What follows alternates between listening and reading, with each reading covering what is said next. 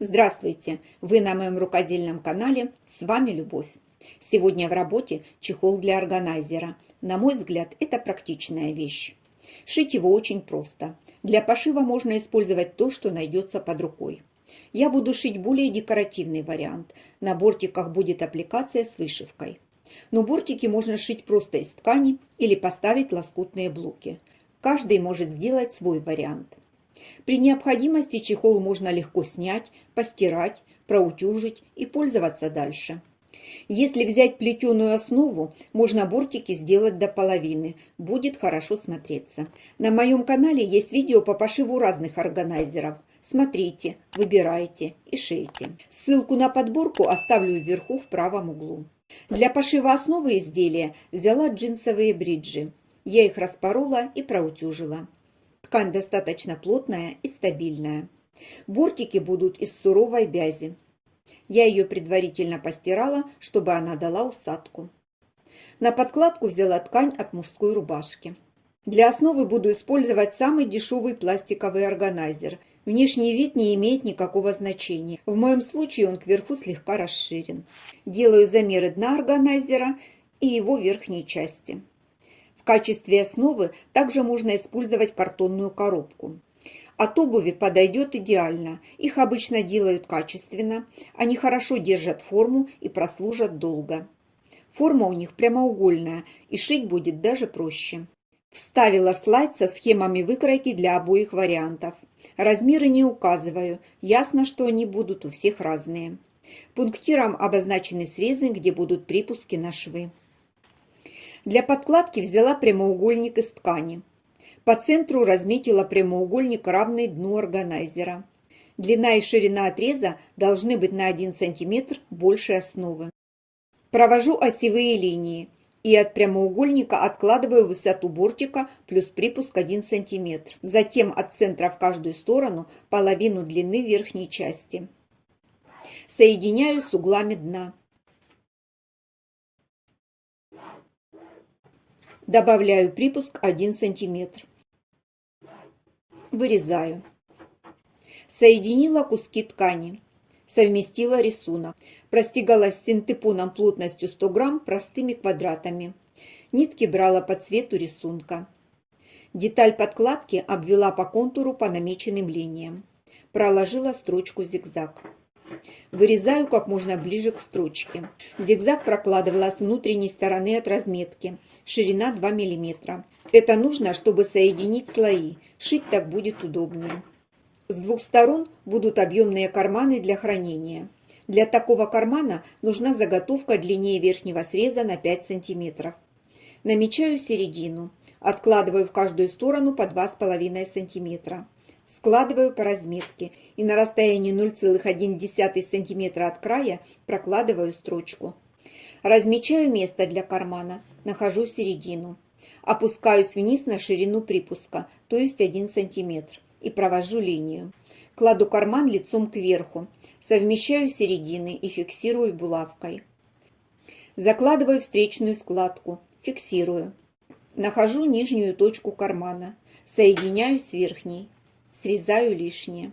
По центру проложила прямую строчку. Вверху сделала треугольник со стороной 2 см. Затем пришила карман по контуру. Внутренняя часть готова. Соединяю боковые срезы, фиксирую зажимами. В уголках можно сделать небольшие надсечки, чтобы уложить карман. Прокладываю строчку. Делаю примерку. Если есть возможность проконтролировать промежуточный вариант, я всегда ей пользуюсь. Припуски отогнула на сторону детали без карманов. Закрепила строчкой. Краю бортики. На основной детали боковые части имеют припуски с 3 сторон. На бортиках припуски делаю со всех 4 сторон. Деталь получается на 1 см больше. Таких деталей делаю 2. И таких же 2 детали из ткани для лицевой стороны. По такому же принципу делаю заготовки для короткой стороны. Соединяю боковые срезы на подкладке основной детали. На бортиках у меня будет аппликация, поэтому проклеиваю их флизелином. Если будет другой вариант отделки, усиливать не нужно. Подготовила рисунок, который я буду делать на бортике. Взяла небольшие отрезки ткани для аппликации и проклеила их флизелином. Вырезала детали для рисунка. С обратной стороны приклеила кусочки двухстороннего скотча. Снимаю защитный слой и приклеиваю детали на заготовку. Пришиваю по контуру мелким зигзагом. Затем накладываю остальные детали и продолжаю сборку. Все детали из ткани пришила. Рисую дополнительные элементы и вышиваю их.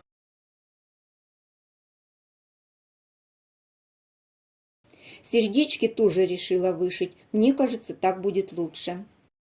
Добавила небольшие элементы. Вышивка самая простая. Кто не вышивал ни разу, такую точно сможет сделать. Вроде мелочи, а рисунок смотрится совсем иначе. Покажу разницу. Добавляю самый простой шов в виде наметки. А как меняется внешний вид? В отделке важны мелочи, не бойтесь экспериментировать. Подготовила все 4 бортика. Рисунки взяла разные, но техника сборки везде одинаковая. Взяла киперную ленту бежевого цвета, шириной 1 см и подготовила завязки для бортиков. Из синтепона вырезала детали, равные по размеру бортикам. Синтепон у меня плотностью 100 грамм. Я его разделю пополам. Ткань проклеена флизелином, и такой плотности мне будет достаточно. Прикалываю завязки к лицевой стороне на одинаковом расстоянии с обоих краев. Кладу подкладку лицом к лицу. Накрываю синтепоном и прокладываю строчку с 3 сторон. Верх остается открытым. Собрала все 4 заготовки для бортиков. Срезаю синтепон с припусков. Лишняя толщина мне не нужна. Высекаю уголки. Выворачиваю на лицевую сторону. Выправляю швы и уголки. По контуру цветной нитью в 4 сложения прокладываю наметку. Периодически расправляю ткань, чтобы не стягивалась. Это, как вы понимаете, тоже своего рода декор. Подготовленные заготовки проутюжила спаром. Приступаю к сборке изделия. Совмещаю середины, фиксирую зажимами. Затем края. Прокладываю строчку по всему контуру. Проложила соединительную строчку. В местах соединения бортиков по углам сделала закрепки. Чтобы удобнее было работать, зафиксировала бортики булавками. Выворачиваю заготовку бортиками внутрь. Сверху вставляю подкладку лицом вниз. Соединяю контрольные точки. По контуру прокладываю строчку. С одной стороны оставляю отверстие для выворачивания. Строчку проложила со стороны основной детали. Старалась попадать в предыдущий шов. Снимаю булавки, чтобы не травмировать руки, и затем выворачиваю изделие. Вот так выглядит чехол с изнаночной стороны на данном этапе. Осталось закрыть техническое отверстие. Зашила потайным швом. Рекомендую оставлять отверстие на небольшом расстоянии от швов. Зашивать будет удобнее. Выправляю швы и проутюживаю все с паром. Одела чехол на органайзер. Сел замечательно. Завязки в данном изделии тоже выполняют декоративную функцию. При желании можно поставить кнопки или пришить липучки. Отделку можно сделать на свое усмотрение по нужной вам тематике, которая подойдет к вашему интерьеру. Лоскутный блок, на мой взгляд, здесь тоже будет к месту. Даже самые простые полоски будут смотреться здорово.